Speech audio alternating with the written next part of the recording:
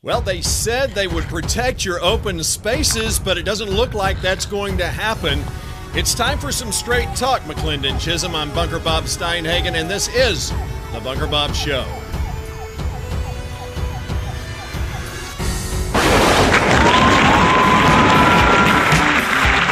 And a good Tuesday morning it is. It's still Tuesday morning. Good Tuesday morning to you. I'm Bunker Bob Steinhagen. It is great to have you back with me today. And today, obviously, we talked yesterday about the tax rate increase with Scott Turnbull, the doctor of finance, where we focused on the fire department, the boondoggle that is the fire department, and what is really happening with our city and what the city council and mayor are saying. Which are two very, very different things. And so yesterday we focused on the fire department. The last show before that, I focused on the mayor's attempt to blame senior citizens for the lack of tax income to the city. But of course, that was an outright lie. His rhetoric, that empty as it is, said that those who are senior citizens are exempt from paying taxes, which is simply not true. As I focused on that show, I highlighted the fact that the tax the tax cap, known as the senior tax cap, something that I presented and that I brought forward and made happen on my very first meeting as a city councilman, that was simply a tax cap, which means that senior citizens don't pay any more than what they pay, the tax rate more than a higher tax rate than what they started paying at the time that they were eligible for the tax cap, which is at 65 years old. So if you're 65 years or older and you haven't, I guess, applied for or submitted your forms for the tax cap, you should. But it would have no impact to date, because not only did we not raise taxes, but when I was mayor, of course, we lowered the tax rate. So those of you who are senior citizens, along with everyone else, you're all paying the same tax rate. We're all paying 15 cents. Now, if they raise the tax rate to 16.5 cents, which is what they're trying to do with this, the mayor and city council are trying to do, and tonight they're actually going to be voting on that. If they do that, if you're a senior citizen and you are under the tax cap, you will not pay that increase. You will stick and stay at 15 cents. But the big lie, the even bigger lie than that, is the fact that this tax rate increase is necessary at all, because the mayor and city council are arguing that this is something for our public safety, which it's not.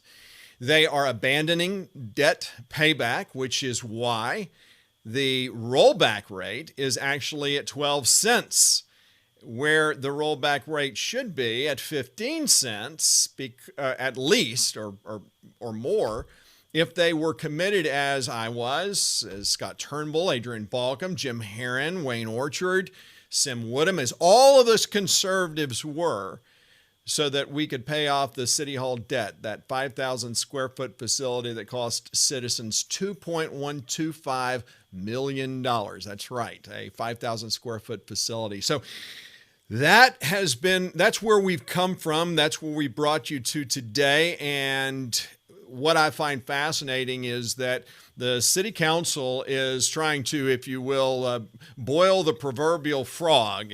I put that in the description of today's show. And the way one boils a frog is you don't throw it in a boiling cauldron of water. You put it in a cool pot of water and let it sit there and enjoy it. And you put a small flame under it and you slowly and imperceptibly raise the heat until, unbeknownst to the frog, it dies without even knowing it. And soon that frog will be at a boil. The idea there is simply that you take things slowly enough, the incrementalism that's going on that has I guess infiltrated our society in general is happening also with our open spaces. Now, I have, when I ran for city council, when I was mayor, when we did a city survey, we focused on the fact that we are trying to preserve our wide open spaces. This is important.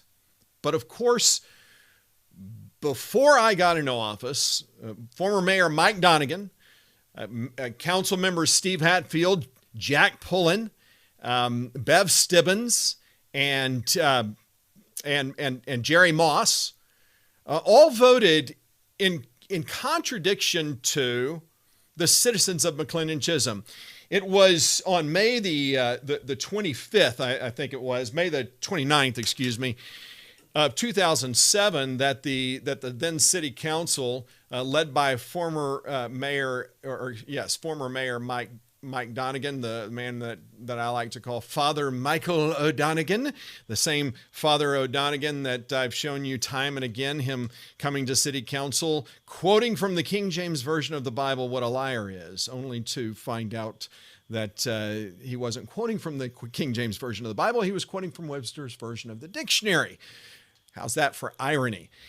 Well, Mayor Mike Donegan, who is a good friend of a guy named Ty Davenport, which means something, and you'll understand why. So is, by the way, Steve Hatfield and Jack Pullen. They're good friends with Mr. Davenport. Well, on that evening of July 29, 2007, the city council, without letting citizens know what they were doing. And remember, this was back when the city hall was in that little shack and no one ever attended meetings. No one paid attention. Why? Because they trusted those in office. They assumed that those in office thought like they did, that our wide open spaces were worth protecting. After all, our city has a 1.5 acre minimum per home site standard, which hasn't changed. It's still in existence today.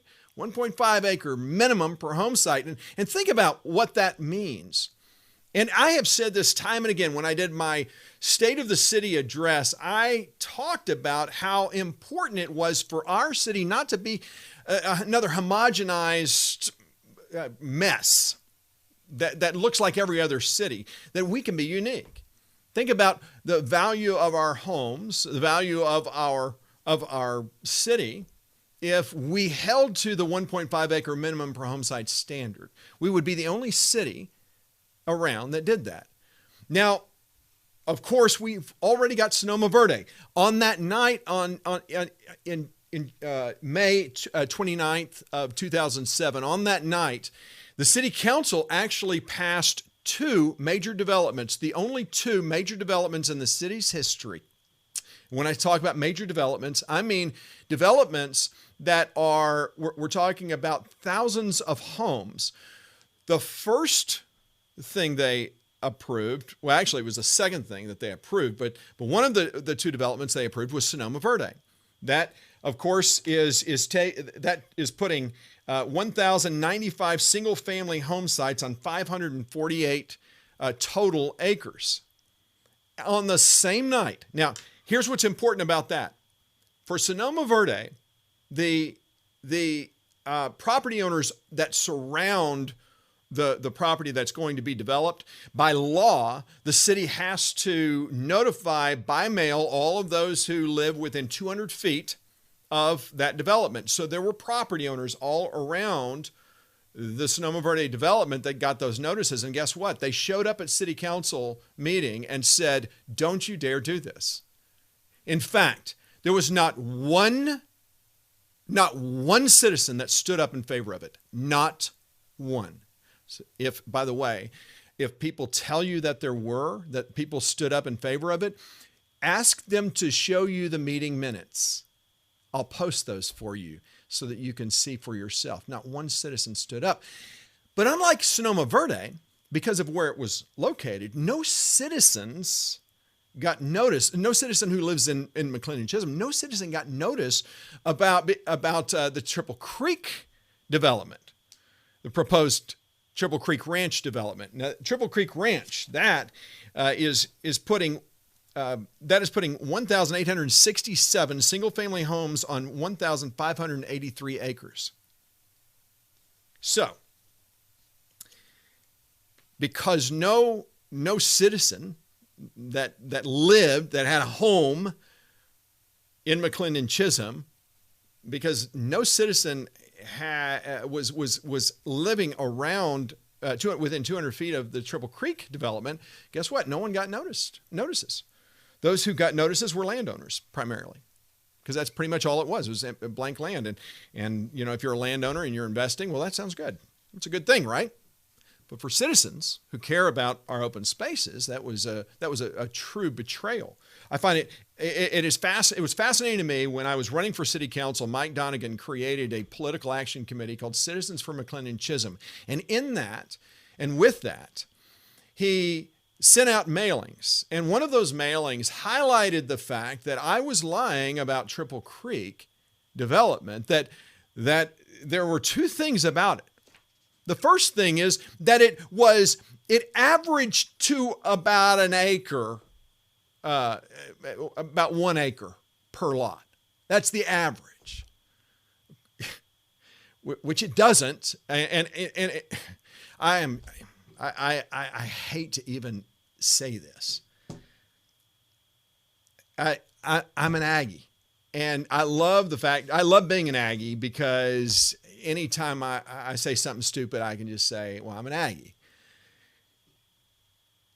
And it's a joke. It's fun. It's funny. And yet, yeah, Mike Donegan's an Aggie too. You don't know it. He doesn't wear a ring. He's a 2%er, but that's what you get. But Mr. Donegan sent out mail that said that I was lying about it, that it was really 1 acre per house, which it's not.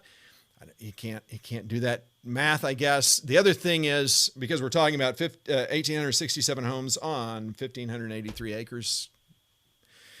The other thing is that he said, well, that the development, that Robert is being outrageous because that development has to put in a golf course first before it can be approved. Now, let me give you some perspective on what we're talking about here, so that you have a better understanding of what I'm talking about. So I want to give you a sense of where Triple Creek is and what we're talking about. So if you look at this schematic, this map, this is from basically the rock wall or the Google Earth. You see on this map, you can see where the City Hall is, and you notice there's the proposed Triple Creek development. Actually, that's not the proposed Triple Creek development. That I thought I had put the proposed amendment to. It's actually the proposed phase 1 of the Triple Creek development. Triple Creek extends all the way to 205. It extends all the way back to 548. It is a massive complex. Let me put that in perspective for you so you can see for yourself. The Triple Creek is, and by the way, this is not, I basically plotted this out, that there's a lot of anomalies in this where the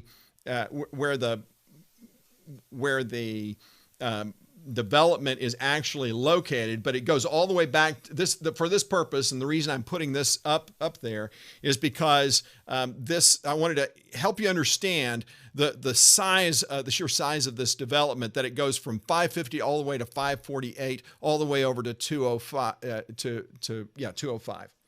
And so this is basically the development. And as you see on that, where I've highlighted it there, the proposed Triple Creek development, this would be phase 1 of that Triple Creek development, is located right there. You'll see where as you kind of look up above that, kind of to the northeast, you see Chisholm Crossing. You see Sonoma Verde. You can kind of get your bearings on where this is located. And obviously, the most notable point about this is that it's right around City Hall. Now, this development was approved, as I said, in May of 2007. and the agreement was signed in July 25th of 2007 for Triple Creek, for the Triple Creek development. What they had done was the agreement says that they will put in a golf course first. And so that was the intent of the developer. The problem is, right after the developer signed the contract with the city, the developer died.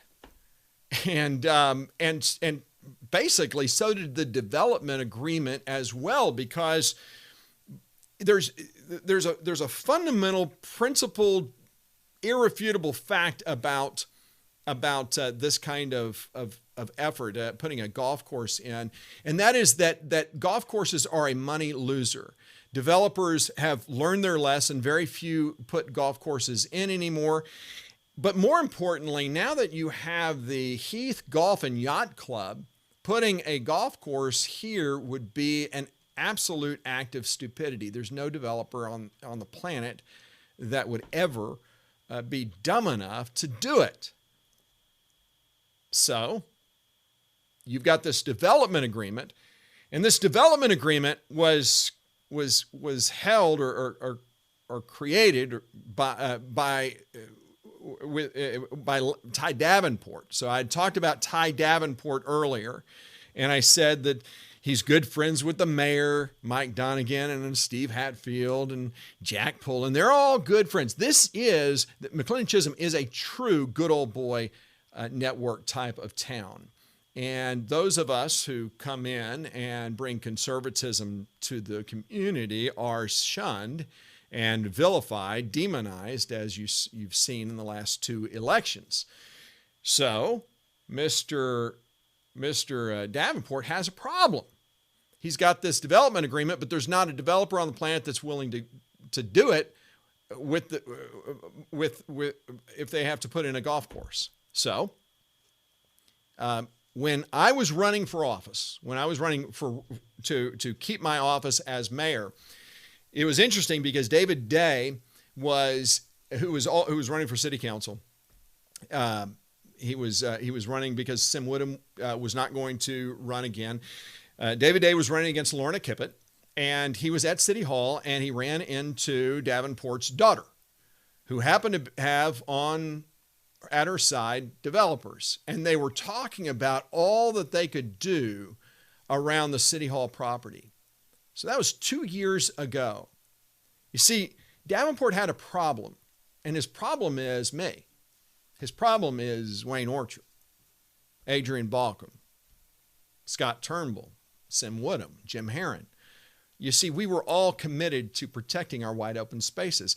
Don't forget, we did a citizen survey that, of course, you cannot find on the city website anymore, just like you can't find my state of the city addresses anymore, because the current administration does not want anything to reflect conservatism. They want to control the message. But when we did that citizen survey, the number one thing that stood out, we asked the question, why do you live in McLendon-Chisholm? The number one reason, overwhelming over everything else, by a large margin, was our open spaces. It's what makes the community unique, even with Sonoma Verde. With Sonoma Verde, with 1,100 homes on a little over 500 acres, that community would essentially be a real value for citizens who live there if Sonoma Verde happens to be the only development of its kind. But Ty Davenport doesn't want to see that happen. And so he got very involved in the election to unseat me and Wayne Orchard and keep David Day from being in office. And he got his hand-picked people, Keith Short for mayor, Lorna Kippett, and Larkin, Herman Larkin, who's resigned now. Now his other lackey, Nathan Hodges, is in office, just appointed in a way that violated the Texas Open Meetings Act. But I've already talked about that. So he put money into it. He put effort. They created the Political Action Committee, Citizens for McLendon-Chisholm. And that And Mr. Donegan, or excuse me, Mr. Davenport, I believe, was a major funder to that, along with those who live outside of our fire district. Excuse me, outside of our city, who live inside our fire district, who want to continue to pay nothing for their fire protection. They want to continue to let the taxpayers of McLendon-Chisholm pay for it, so that they don't have to. Even though the city of McLean-Chisholm makes up 1/3 of the total fire district, where more than half of all fire calls go outside of our city. But the citizens of McLean-Chisholm, you and I, we pay 95% of the cost of the fire department, of fire safety. So Davenport, along with those other people, created this Citizens for McLendon-Chisholm PAC. It was led by Mike Donegan, Mark Kippett, and of course Gary Moody, who was the treasurer.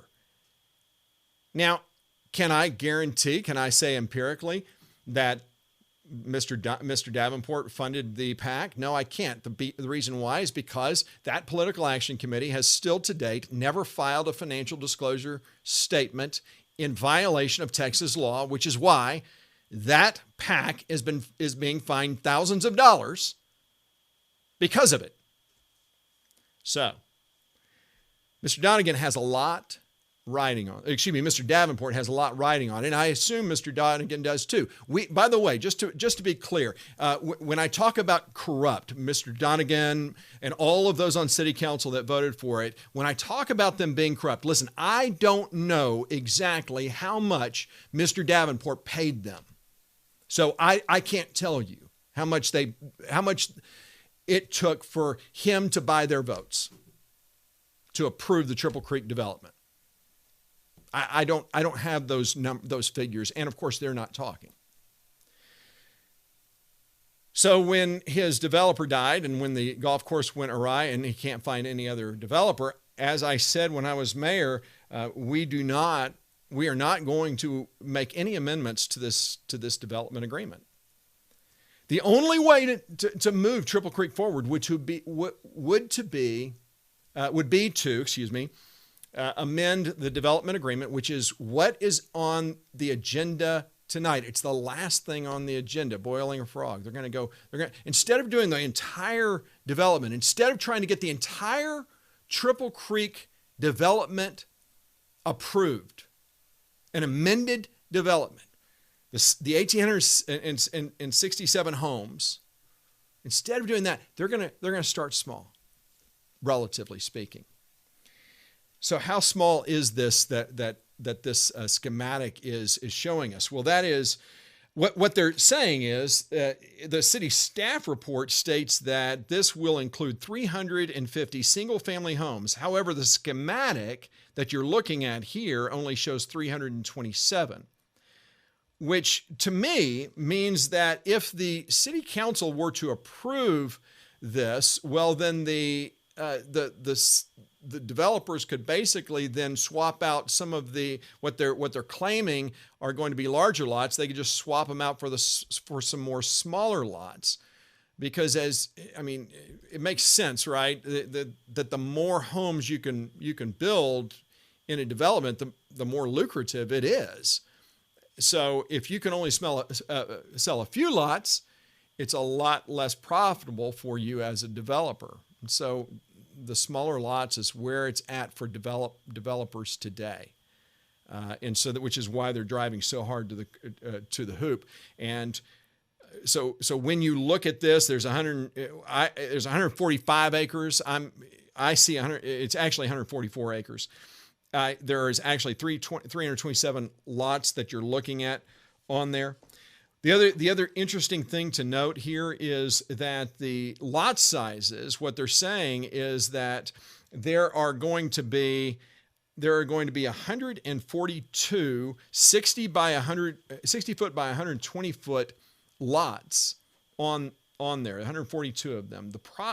What's interesting about that is if you look at the original agreement, the smallest lot was 60 by 125. So they've actually made these lots are actually smaller than the original approved lots in the original development. So when we think about when you look at Triple Creek and you think about this, and I want to talk about Mr. Davenport, because what is going to be presented tonight at City Council meeting is a presentation by Chieftain 2X Limited Partnership. See, this is the organization, and actually it's going to be it's not going to be the partnership that's going to be presenting, I don't think. I think it's going to be some engineer that is going to be presenting this to the council on behalf of the Chieftain 2X Limited Partnership. And if you go to Corporation Wiki, which is where I found this information, you will be able to kind of get a better sense of who Chieftain 2X Limited Partnership is. If you look a little closer, what you'll see is some interesting things. For instance, the former general partner of this development was, look at that, Triple Creek Ranch. And that has changed now. It went from the Triple Creek Ranch to Partnership Management LLC. Okay, so Partnership Management LLC, and that's something you want to kind of keep in the back of your mind. Partnership Management is now the managing general manager, as opposed to Triple Creek Ranch. This is important because the optics and the vernacular is really interesting here when you see what's really happening. What I'm saying is, so that I don't confuse the issue. What I'm saying is, Mr. Davenport is playing a little shell game and hiding behind a bunch of little companies. And he realizes that Triple Creek Ranch probably wouldn't be good to have as general partner on this Chieftain 2X Limited. So we'll create Partnership Management, which is fairly innocuous. You don't really know what that is, and that's what's happening here. So that's what that is. Now, the Triple Creek Ranch. What was Triple Creek Ranch? Well, obviously, that was something that you can see here in how it kind of works everywhere. You have Tyrone Davenport or Ty Davenport, Cheryl Davenport. You have all of these other organizations, and there's the Clifton 2X Limited Partnership linked to that. And of course, the people that are involved in that are Tyrone and Ty and Cheryl Davenport. So that's the key people. But here's what's, I think, the most interesting about the information that we have on this. Chieftain 2X Limited Partners is located at 1730 South Highway 205. Notice, what I did was a lookup of all of the companies located at 1730 State Highway 205. And if you notice, almost every one of these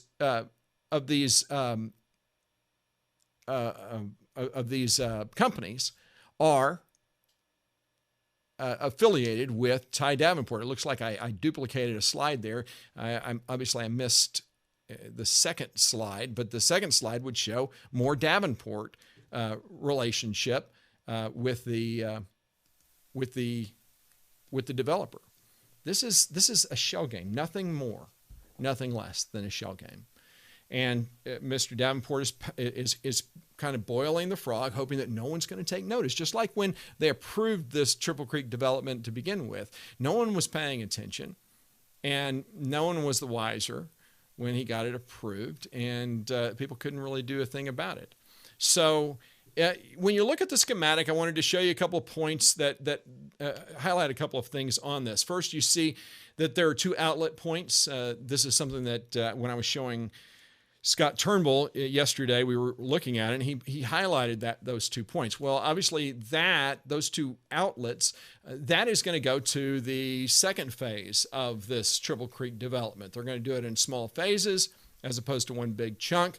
The only thing they need to do is get that golf course, that nagging golf course, off of the development agreement. The city has to approve that for that to move forward. So that's why you have that outlet there. Now, on yesterday's show, I said that I'm going to show you something that will prove that the city of McLennon-Chisholm, that this development, that this proposal will guarantee the growth of our city government, that it will necessitate it. And this is where I want to focus on that. If you notice on this schematic, you see McLennon-Chisholm City Hall. But if you look at the entire that entire square, look right there where that big red square is that I just put in. That, ladies and gentlemen, that belongs to the city of McLennon-Chisholm. That property and the other patch of green that's next to the McLennon-Chisholm City Hall, all of that is part of the 15 acres that the city of McLennon-Chisholm purchased.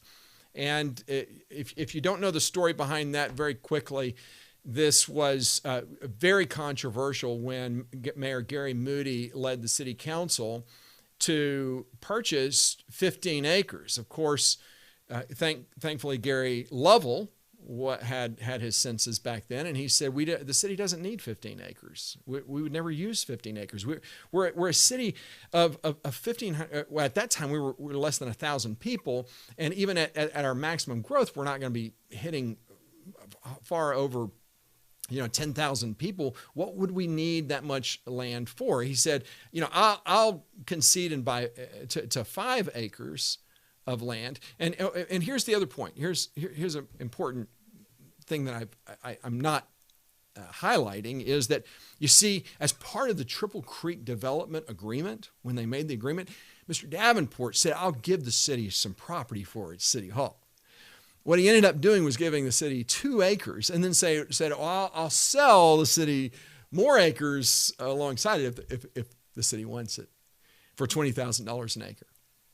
And so the city council mulled this over, and there was controversy, and it was, I think, Steve Hatfield who tried to get Gary Lovell to move on this, and Gary just wouldn't do it.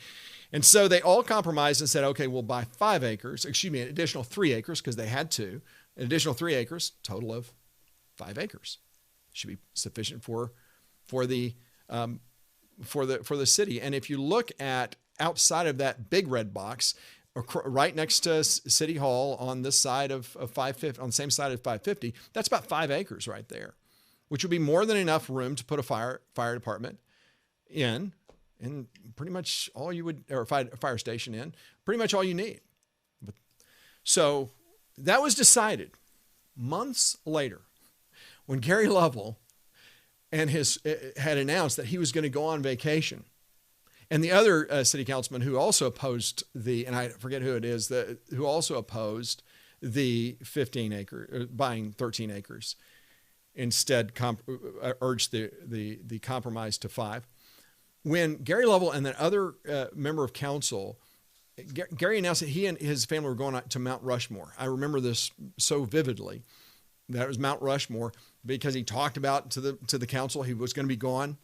When he went on vacation and the other councilmen went on vacation, Steve Hatfield and the gang and Gary Moody, who was the mayor then, they then approved the purchase of 10 more acres of land. And that's how the city of McLennon-Chisholm got 15 acres. So this portion that you see that's in the big red box, that portion is city property. I want to say another thing about this, and this is important, because that property right now is just raw land. And when I was mayor, we had to pay somebody to mow that. But then when I left office, all of a sudden, Ty Davenport, because he owns the property, by the way, that surrounds it, Ty Davenport starts to plow that property and plants a crop, and is basically making money off of city property. And there's no agreement with the city to do that. But this is the arrogance of Mr. Davenport. So when you look at this little area, that red section, look what's there. There looks to be a sport court. Now, here is what I predict is going to happen. The developer, who is supposed to be this little group of people, I forget, Chieftain 2X Ltd, whatever, they're going to say, you know what we're going to do for the city? We're going to pay for this very expensive sport court. We'll have some softball fields there as well. It'll be great for the community. And we're just going to give that to the city. That's what they're going to do. Now, I want you to think about it.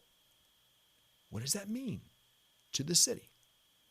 It means maintenance and operations. Now, that's bad enough because right there, now you have to have someone who's going to be in charge of that. And if you look at this, if you look closely, who does this really serve? Well, it serves this little development, this little neighborhood. But the city is going to bear the burden of managing this piece of property. It'll be available to everybody, though. That's what they're going to say. It'll be available to everybody, which brings me to another point. You see, what they're not telling you is if you back out of this a little bit and you pull back, one of the things that I guess Mr. Davenport doesn't want people to talk about is the fact that, well, the Rockwall Independent School District is about to build a school, a middle school. This is the Rockwall County Appraisal District. This is their map. So I'm live online with that map. And if you notice here, this property that's blued out, here's City Hall right here. That's owned by City of McLendon-Chisholm. And this is the property in question. This is where that development is going to go in. And as you see, that's the Chieftain 2X Ltd. And right here, right there, that's going to be a middle school.